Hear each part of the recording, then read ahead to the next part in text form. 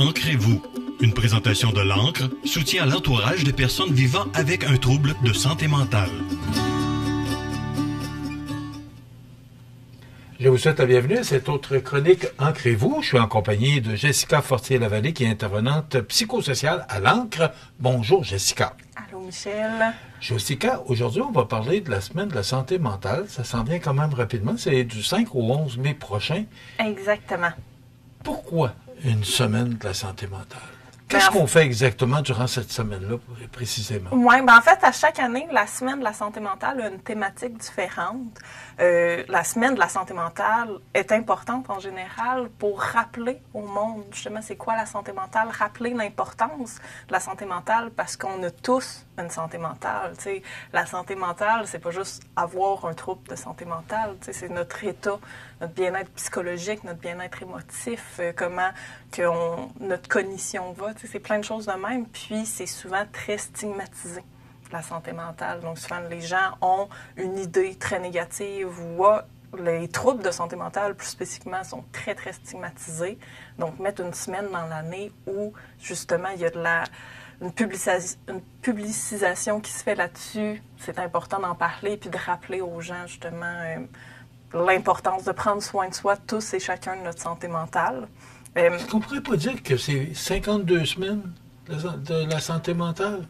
Il faut pour ça que je suis un peu surpris qu'il y ait une semaine, parce que dans le fond, vous le dites, là, on a tous une santé mentale. Oui. Mais il ne faut pas en prendre soin pendant 52 semaines? Il faut en prendre soin pendant 52 semaines. Ça, c'est totalement vrai. C'est juste, en fait, c'est un moment dans l'année qui a été choisi pour spécifiquement rappeler aux gens ça. Puis rappeler au quotidien, il faut en prendre soin. Il y a d'autres moments qui sont choisis pour d'autres thématiques. La santé mentale, ça a été une semaine au mois de mai. C'est ça, c'est du 5 au 11 mai. Puis cette année, la thématique, en fait, c'est la santé mentale sans masque. Parce qu'en fait, souvent, ça c'est tout le monde qui a un peu cette tendance-là. Là. On veut se dissimuler qui on est vraiment, donc on va se mettre des masques. Donc pour affronter des situations des fois qui peuvent nous stresser, qu'on se sent moins en sécurité, qu'on a peur d'être jugé dans ces situations-là, donc on va se mettre un masque. C'est normal d'avoir des masques dans la vie. Là. Tout le monde le fait à un moment ou à un autre.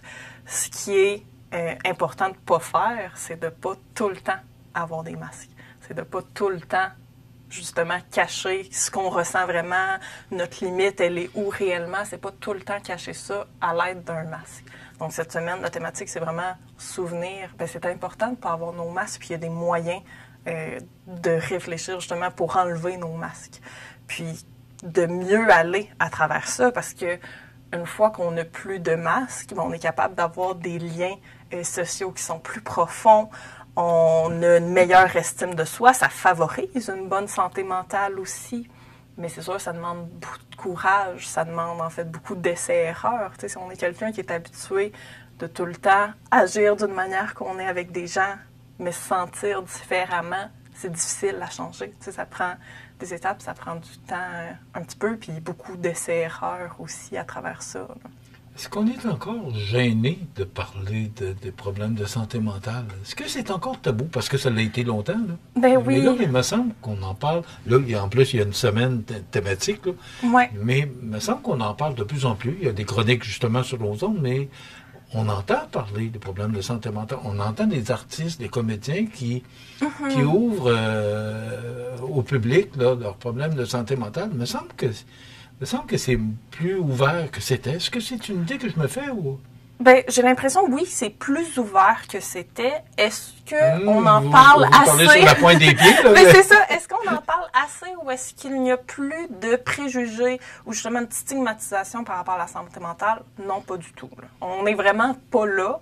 On en parle plus qu'avant. Donc, ça va mieux à certains endroits. Pour certaines personnes, ça l'a aidé à ce que, justement, ça devienne moins difficile d'en parler. Mais, nous, à l'ANCRE, on est là avec l'entourage d'une personne qui a un trouble de santé mentale. Puis souvent, ce qu'on entend, c'est l'entourage. Eux autres même, des fois, vont mettre des masques puis vont avoir peur d'en parler parce qu'ils ont peur du jugement des autres. Ils ont peur de toute la stigmatisation qu'ils peuvent vivre encore aujourd'hui. C'est moins pire que c'était, mais il y a encore beaucoup de travail à faire. Puis c'est pour ça que c'est important de rappeler ça puis de continuer des chroniques comme celle-là pour continuer de défaire un peu ces jugements et ces préjugés-là. qu'est-ce qui fait qu'on a des problèmes de santé mentale? Comment on peut découvrir ça? Parce que, bon, c'est long et large, là.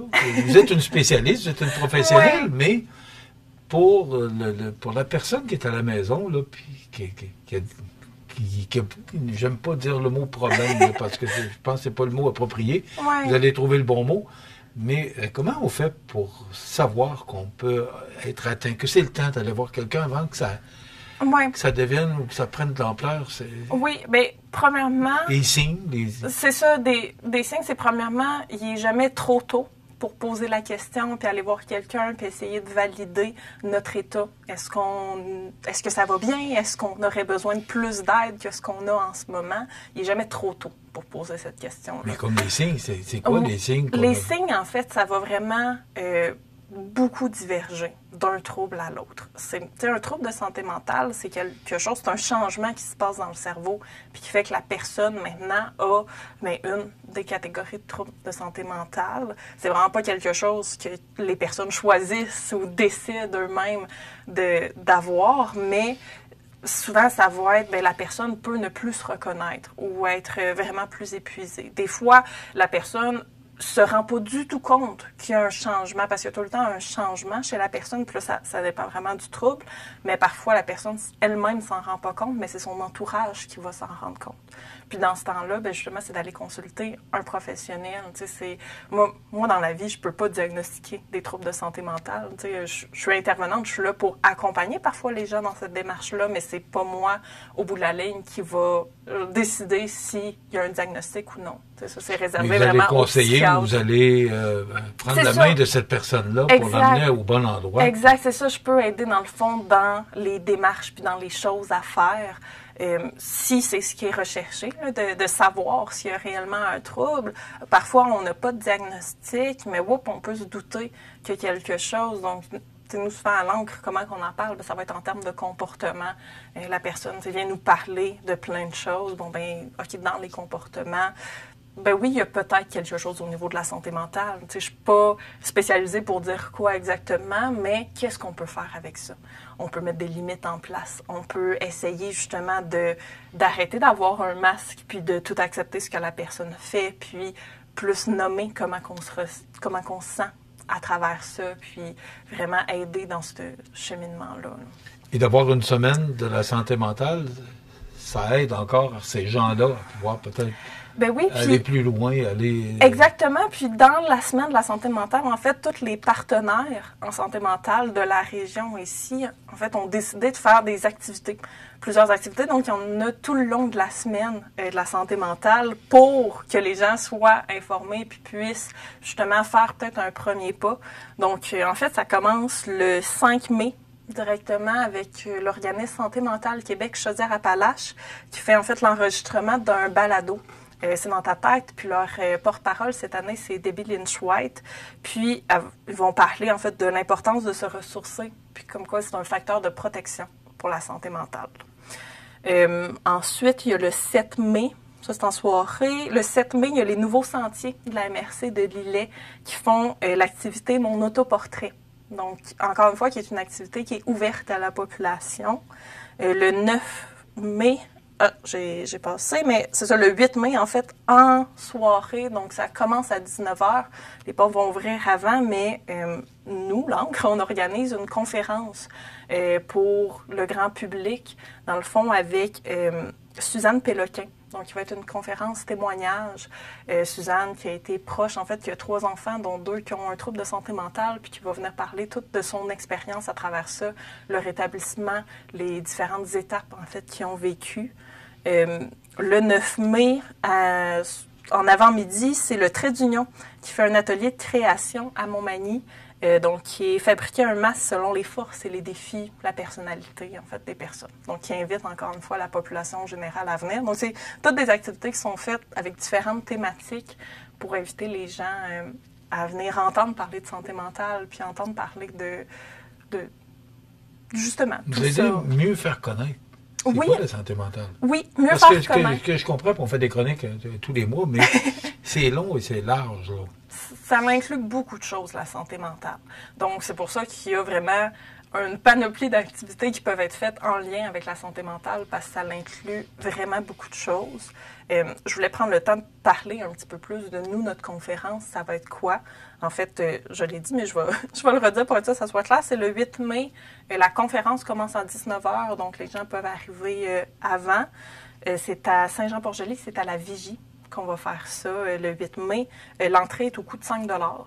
Mais en fait, vous avez une conférence de Suzanne Péloquin. Puis pour ceux qui ne la connaissent pas, elle a occupé vraiment différentes fonctions au niveau du réseau communautaire et du réseau public aussi en santé.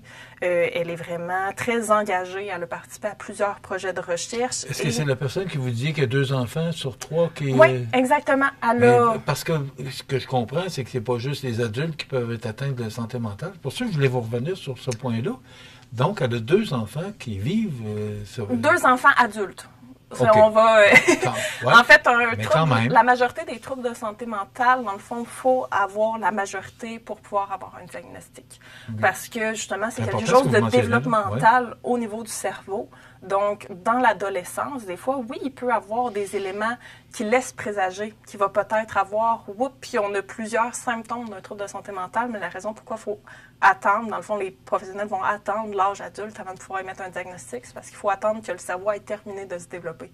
Donc, est-ce que c'était juste dans l'adolescence, le moment où ça s'adapte, ou c'est vraiment quelque chose qui va durer, qui est là pour rester? C'est un bon point que vous touchez. Donc, Mme Péloquin, elle va parler de son expérience, mais qui a beaucoup de vécu aussi. Exact, c'est ça. Elle a beaucoup de vécu elle-même, mais elle a également beaucoup de vécu en accompagnement. Donc, elle a accompagné plus de 200 proches qui ont eux-mêmes, justement, quelqu'un de leur entourage qui a un trouble de santé mentale.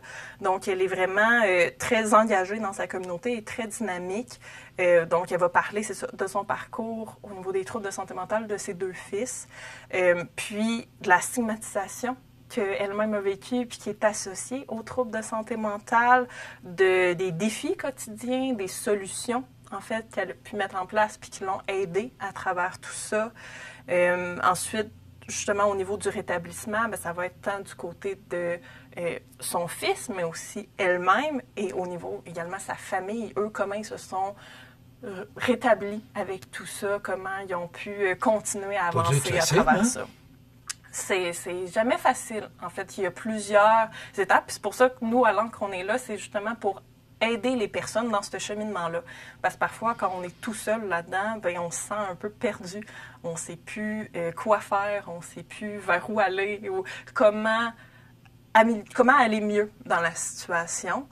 Donc là, nous, on est là pour justement aider à diriger les personnes. Qu'est-ce qui peut être fait? C'est quoi la prochaine étape? C'est quoi eux, ils ont envie plus profondément? Parce que souvent, ça peut être ça aussi, là, le proche veut vraiment aider la personne atteinte, mais lui, ensuite, ce que lui, profondément, il veut, c'est difficile à savoir, c'est difficile à se rendre compte. Donc, nous, on est là pour les aider à travers tout ça, puis réaliser leurs propres besoins. Eux, c'est quoi?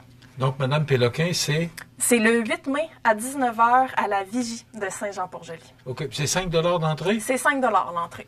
C'est pas ça qui peut nous empêcher d'y assister. Exactement. On va souhaiter. Puis, est-ce qu'on peut voir l'horaire de cette semaine-là? À quel endroit qu'on peut consulter l'horaire? Oui, l'horaire, en fait, on va partager un calendrier sur Facebook. Puis également, on a créé un événement Facebook pour la conférence de Mme Péloquin. Donc, toutes les informations, vraiment, sont sur l'événement Facebook. Là. OK. Qui s'appelle comment pour qui s'appelle Conférence témoignage. OK. Suzanne Péloquin, vous allez retrouver ou juste à aller sur la page de l'Ancre. On l'a partagé, en fait.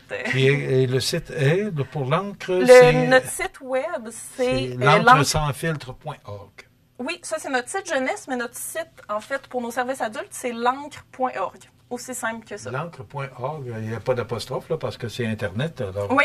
L'Ancre, LANCRE.org, et vous allez avoir toute l'information de cette conférence ou encore de toutes les activités de la semaine de la santé mentale, parce qu'on va se reparler dans un mois, donc la semaine sera passée. Exactement. Jessica, merci beaucoup, c'est toujours intéressant. Jessica Fortier-Lavallée, qui est intervenante psychosociale à l'Ancre, c'est au 182 avenue de la Fabrique, suite 103, à Montmagny, bien sûr. 248-0068 pour avoir toute l'information à l'ANC, ou encore si vous voulez parler avec Jessica, 248-0068, poste 103. Jessica, merci beaucoup. Mais merci beaucoup, et à Michel. bientôt. À très bientôt. Ancrez-vous. Une présentation de l'ANCRE, soutien à l'entourage des personnes vivant avec un trouble de santé mentale.